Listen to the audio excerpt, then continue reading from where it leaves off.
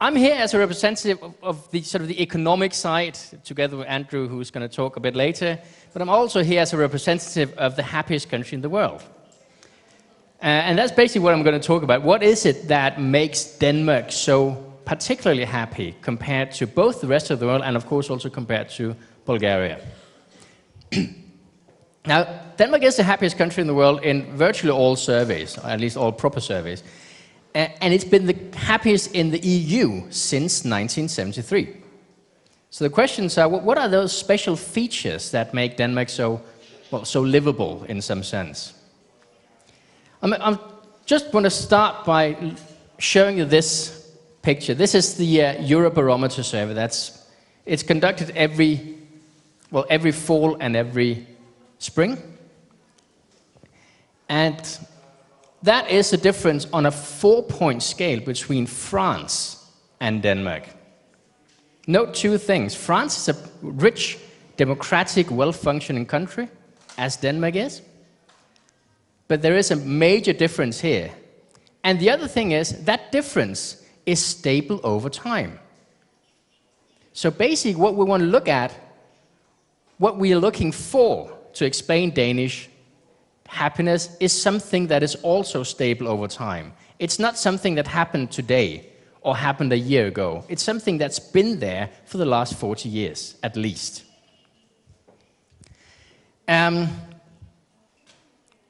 Unfortunately, you have Denmark here, but you can also find your own country down there.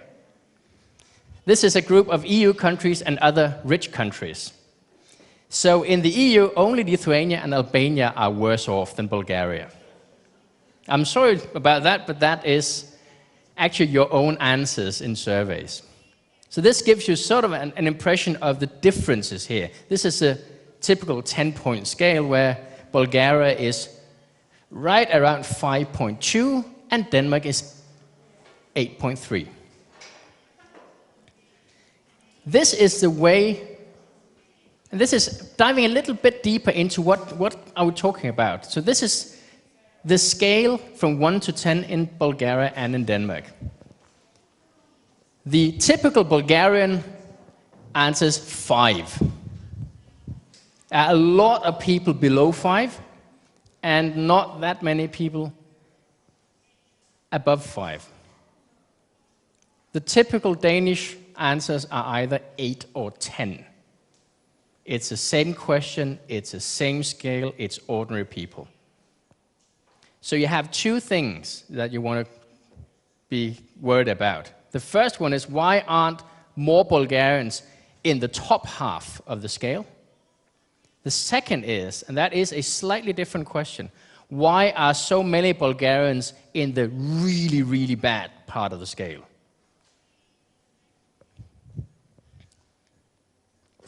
Two main factors stand out when you look at this. Of course, richer countries are happier. Wealth does matter. Legal systems, corruption matters, democracy matters. But those two things that stand out when you're talking about Denmark is social trust and a sense of personal freedom. So social trust is not the trust you have in your family or your friends or the colleagues at work. This is trust in the man in the street. That guy out there that you don't know. In Bulgaria, if you ask people about their social trust, you guys are actually not that bad off. You're about average. When we ask people, so, do you think most people can be trusted? Roughly something like 27-28% of Bulgarians say yes. But if you ask the same question in Denmark, Norway, or Sweden, 70% say, yes, you can trust other people. And it's not naive. 4 years ago, I was involved with Danish TV2 in doing an experiment at Copenhagen Central Station in the morning rush hour. And the experiment was that you fill some wallets with something that looks like 50 euros. And a driver's license or some ID. And then you accidentally run around dropping those wallets. That's a great experiment if you want to know how much people trust other people, because you can see how many wallets are going to be returned with the money. Now, a couple of years ago, that was done in 32 countries around the world. Unfortunately, not in Bulgaria. In 2 countries, all wallets came back with the money. That's Denmark and Norway. And we actually did see some places in the Philippines and in Brazil where all the wallets just disappeared. Now, actually, the more people say they trust other people in a country, the more wallets are returned. And when we did that experiment in Copenhagen at the central station, around 8 o'clock in the morning, we had to give up. At the central station in Copenhagen, you can't drop a wallet in the rush hour without someone picking it up and running after you. That is a measure of the trust in Danish society. And it means that there are a lot of things that you don't have to worry about. You might drop your wallet, you're going to have it back. You might fall in the street, and someone will help you. And not only people who know you. And you can do that in a village far out in Western Jutland, or you can do that in Copenhagen. It doesn't matter. That sense of not government security, but individual personal security means that people are much happier. It also means that you get very, very little corruption, if any. It means that government institutions work better. It means that the legal system actually works to your advantage. And it means that democracy actually makes sense. That's one thing. The other thing is this sense of personal freedom. I'm not talking in any ideological terms here. This is your sense that if something's wrong or if you're dissatisfied with something in your life, you can change it yourself. Now, when Gallup 2 years ago asked that in 132 countries in the world, 94% of Danes said, yeah, I can change things in my own life, no problem. That's the same as in Norway and in Australia. Now, if you go to the former communist countries in Europe, the place where most people say, yes, I can change things on my own, is the Czech Republic. 50% say yes. And it's roughly half that in Bulgaria. That's the other bit. The sense that you have control and influence of your own life. Now, this is first of all a plot where you have how many people say, yes, you can trust other people, and over there you have happiness. That's Denmark. That one is Bulgaria.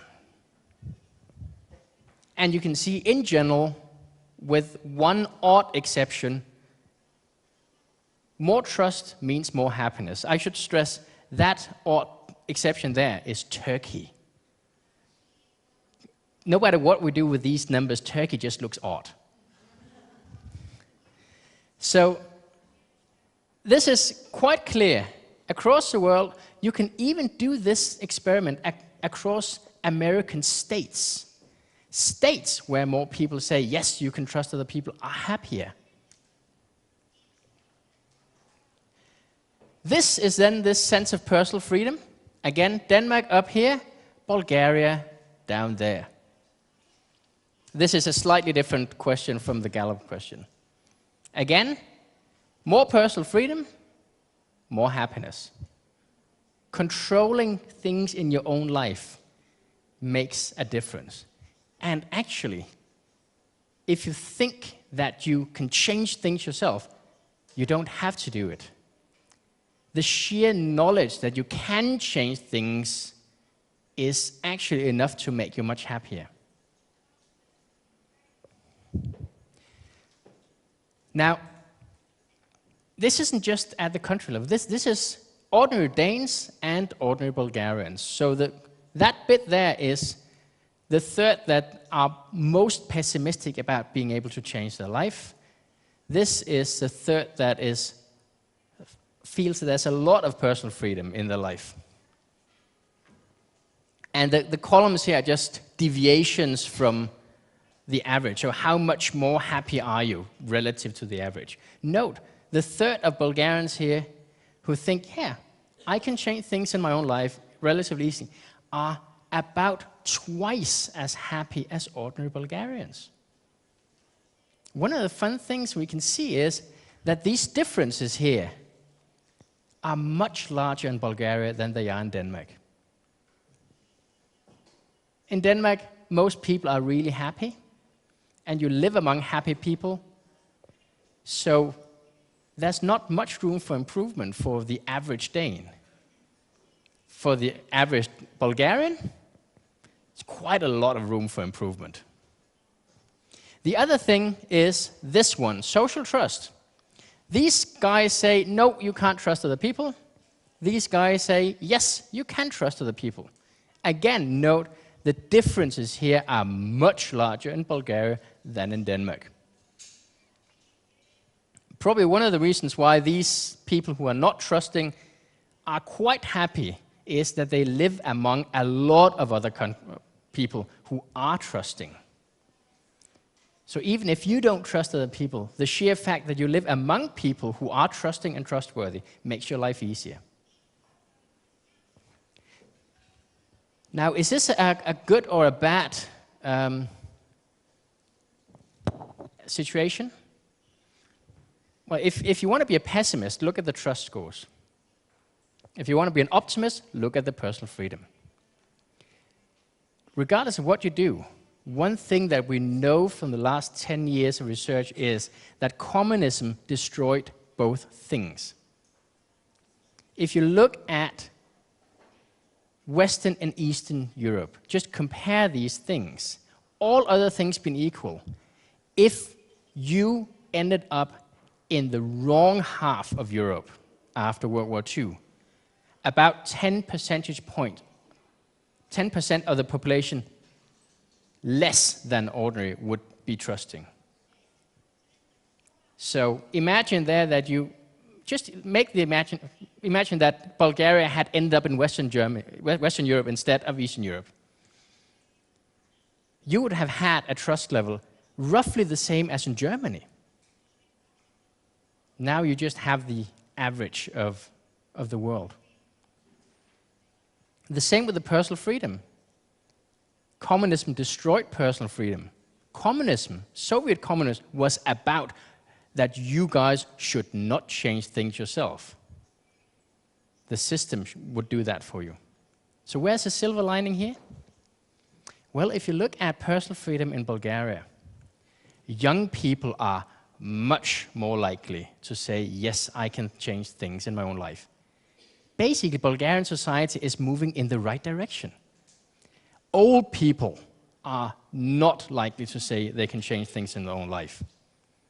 They've grown up, they've had 40 years of people telling you, don't change things yourself, we're going to do it for you. And it's extremely difficult for old people to change what has been the rule for 40 years. For young people, we see that change in Bulgaria. So the young people are more likely to look like Scandinavians. And actually, that's what we see in Aarhus. We have some very good Bulgarian students at my department. If you talk to them about personal freedom, about changing your life, they are just as the Danes would be. They're not different. So we expect Bulgaria to become happier the more young people you get. And the more those young people grow up to become optimist Bulgarians. Trust. Well, whatever we do, it seems as if you have the trust level that you had in the 1930s and 1940s, with two exceptions.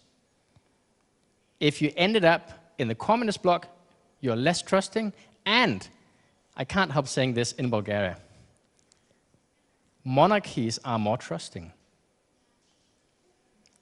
We don't know really why, but we can see The countries that lost their kings or queens after World War II are now less trusting and therefore less happy.